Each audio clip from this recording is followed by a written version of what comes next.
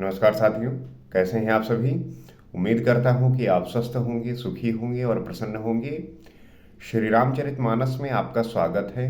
हम इस धारा में राम के चरित्र को समझने और जानने का प्रयास करते हैं और इसमें आपको आमंत्रित करता हूं कि आप भी सम्मिलित होइए और उनके चरित्र का गुणगान करते हुए उनके चरित्र के अगर कुछ भी गुण हमारे भीतर आ जाएंगे, उनके सानिध्य में रहकर हम भी कुछ सीख पाएंगे, तो हमारा भी जीवन जो है सफल हो जाएगा। हमारा भी जीवन उनकी कृपा पात्र से आगे बढ़ेगा और हम जीवन में सुखी और शांत रहेंगे। तो श्री रामचरितमानस का पाठ करना, इसका अध्ययन करना, इसके बातों को समझना, ये उसी प्रकार से है जैसे कि अगर आप इसको नित्य एक एक चौपाई का अर्थ समझते हुए अपने जीवन में उतारते हैं तो इसका जो प्रभाव है वो आप पे, आपके सराउंडिंग में जो भी लोग हैं, आप उनको इस बात को एहसास कराएंगे कि आप क्या प्राप्त कर रहे हैं। तो आप इसे पढ़ना स्टार्ट करिए। जब आप इसे पढ़ेंगे तो आपको इसका जो वास्तविक अर्थ है वो समझ में आएगा और आप वो प्राप्त कर सकेंगे, आप वो जान सकेंगे जो रहस्य छिपा हुआ होता है। हम अक्सर जो है कोई डिसीजन लेते हैं, कोई बात होती है तो हम पूछते हैं, हम जानने की कोशिश करते हैं, लेकिन कोई भी बात कुछ भी हो आप उसे स्वतः ही सीख सकते हैं, जान सकते हैं, क्योंकि सारा जो ज्ञान है वो हमारे ग्रंथों में लिखा हुआ है। आवश्यक है कि हम उसे पढ़ें। लेकिन हर एक व्यक्ति जो है सोशल मीडिया के माध्यम से वहां पे वो ज्ञान को ग्रहण कर रहा है, लेकिन वो जो ज्ञान है वो बहुत ही अधूरा और संपूर्ण नहीं है।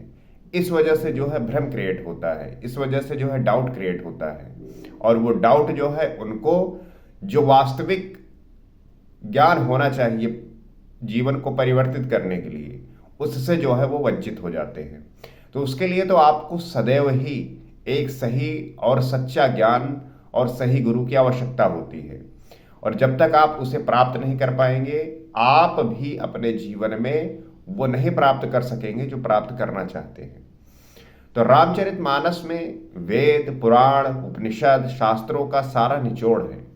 इसका जब आप पाठ करते हैं तो एक एक चौपाई में वो ज्ञान विद्यमान है जिसके रसपान से आप अमृत रूपी वर्षा में भीगकर सदैव आनंद को प्राप्त हो जाएंगे। तो आइए गोस्वामी तुलसीदास जी द्वारा रचित इस ग्रंथ का गुणगान करते हैं, इस ग्रंथ को समझने का प्रयास करते हैं। समझने की हमारी इतनी क्षमता तो नहीं है, लेकिन उनका हम चरित्र का गुणगान करते हुए जानने का प्रयास करेंगे और इसी प्रयास में अगर हम इस बात से अवगत हो गए कि वास्तविक ज्ञान क्या है, इसका मूल्य क्या है, ये कैसे जो है किसी व्यक्ति के जीवन को परिवर्तित कर सकता है, कितना प्रभावी हो सकता है, कोई भी व्यक्ति जब इसका रसपान करेगा तो वो जरूर जो है इसका फल प्राप्त करेगा। तो आइए देखते हैं और जानने का प्रयास करते हैं कि गोस्वामी तुलसीदास जी क्या कहते हैं। वो लिखते हैं, सकल विघ्न व्यापहि नहीं तेहि, राम सुकृपा विलोकहि जेहि, सोई सादर सर मज्जन करई, महाघोर त्रयताप न जरई। ये सारे विघ्न उसको नहीं व्यापते, बाधा नहीं देते, जिसे श्री रामचंद्र जी सुंदर कृपा की दृष्टि से देखते हैं।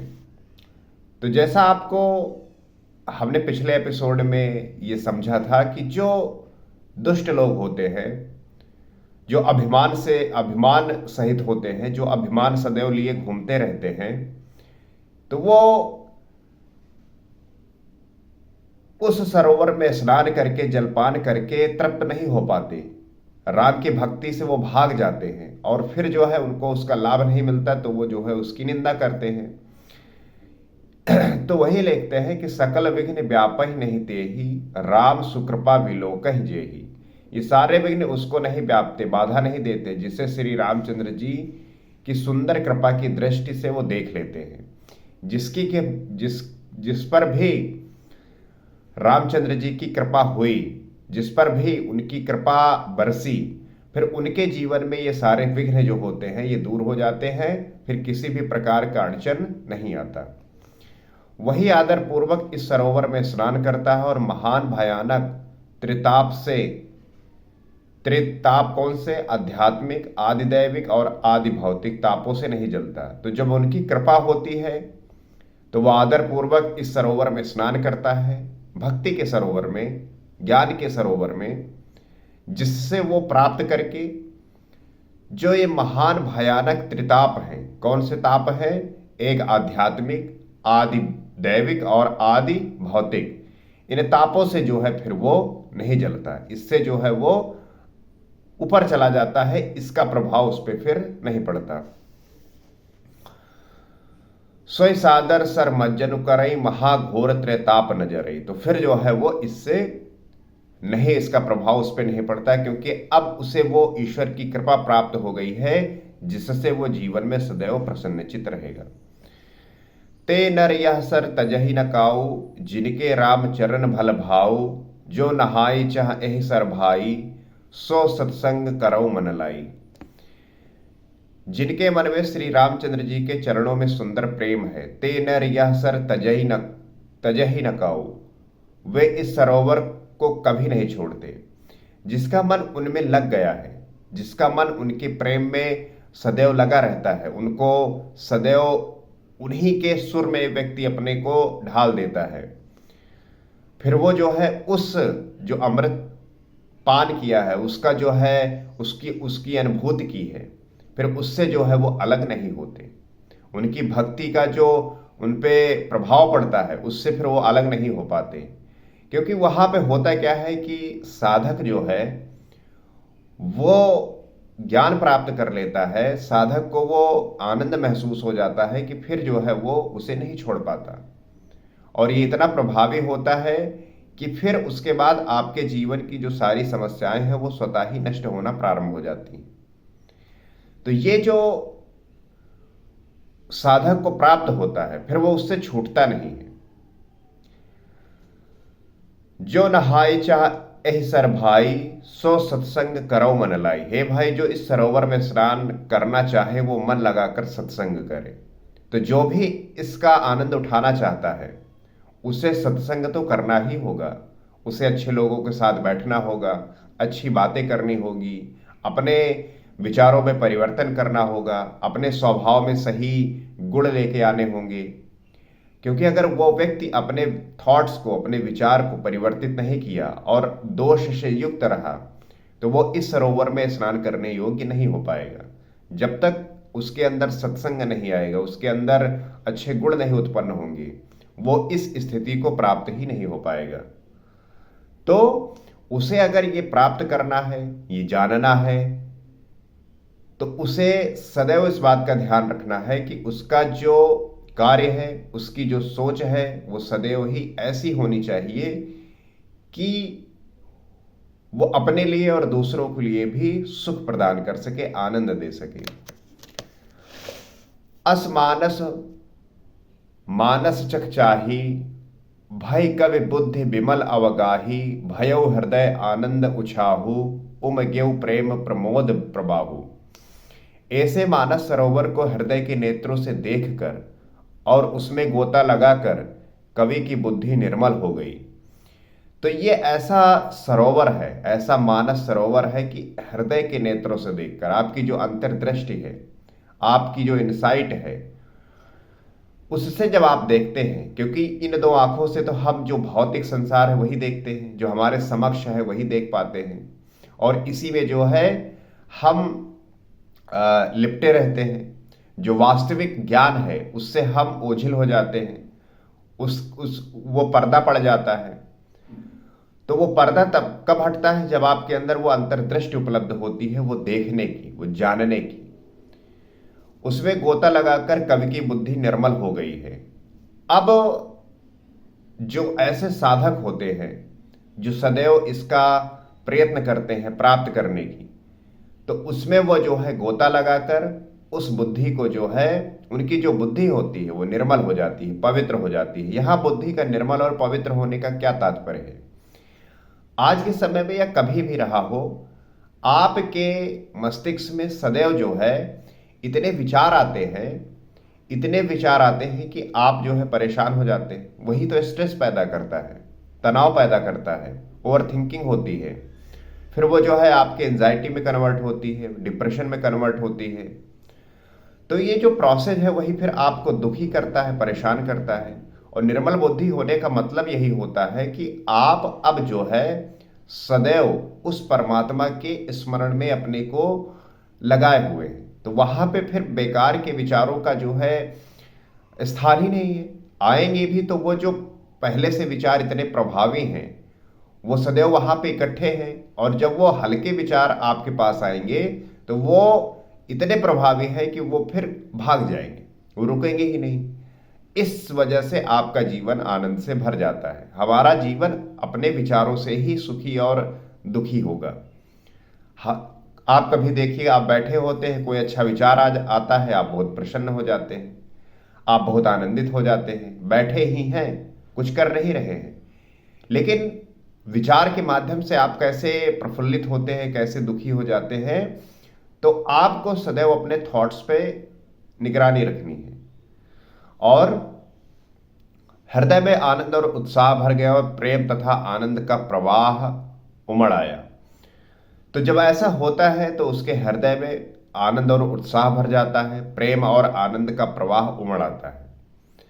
बहुत सारे ऐसे लोगों को देखिए, वो बहुत ही डिप्रेस्ड टाइप से लगते हैं, बहुत ही दुखी रहते हैं, उनमें कोई वो रस नहीं होता, वो उत्साह नहीं होता, वो उमंग नहीं होता कि उनसे वो बात करके, उनसे जो है वो बैठकर, उनके साथ रहकर वो इंजॉय कर सके, मजा कर सके।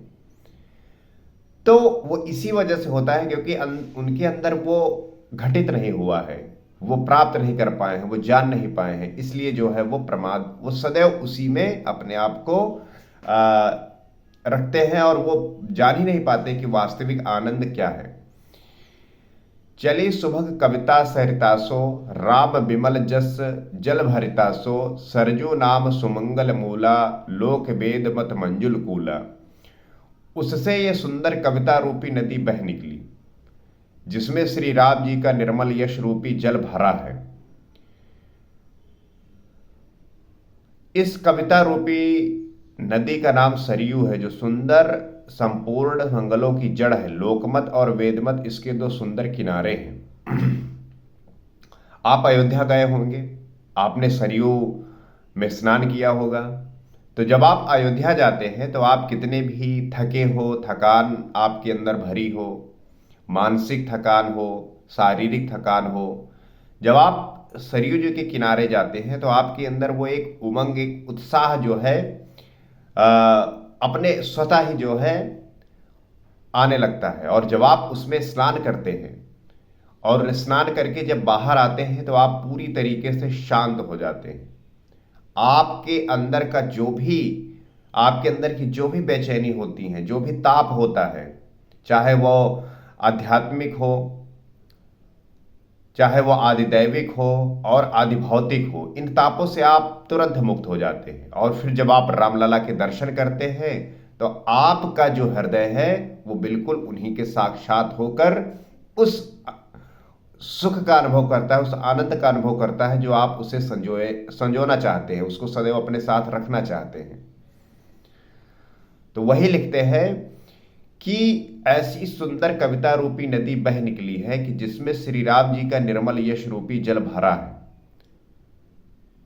और इस कविता का पान करते हुए आप उसका सदैव अनुभव कर सकते हैं।